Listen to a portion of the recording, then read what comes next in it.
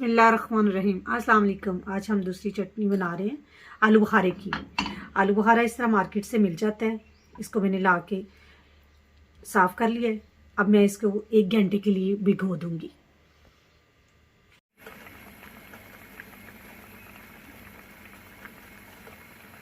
तो देखिए इस तरह ये पकना स्टार्ट हो गई है। करीब से ज़रा इसे दिखाएं।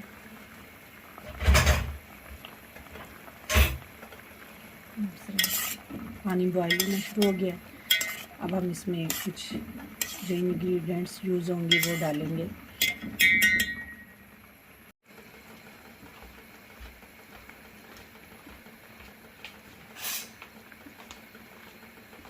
जी ये देखिए जी, इस तरह आलू बुखारा मैंने भिगो दिया था 1 घंटा। अब मैंने हल्की आंच ऑन कर दी है। अब मैं इसमें 1 कप ये शुगर ऐड होगी, इसमें ऐड कर दिए।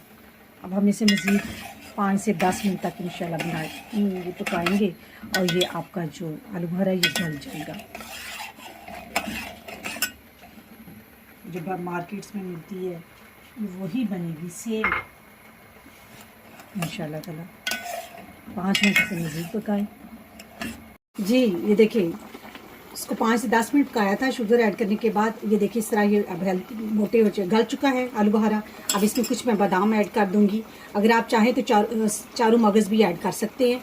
बाज़ार में जो मिलती है उसमें ऐड भी उन्होंने मगज़ भी किए होते हैं, लेकिन मेरे पास इस वक्त मौजूद नहीं है, इसलिए मैंने आज सिर्फ इसमें बादाम ऐड किए हैं। ले जी आप करते हैं इसको सर्व। ये मज़ेदार आलू बुखारे की चटनी तैयार हो चुकी है। अब इसको आप फ्रीज़र में या फ्रिज में रख दें 1 घंटे के लिए, ठंडी हो जाएगी। आप इसे इस्तेमाल करें, दही बल्लू के साथ खाएं। वैसे ही सादी बच्चे भी शौक से खाते हैं। मुझे रखें अपनी दुआओं में याद। दें इजाज़त। अल्लाह हाफ़िज़।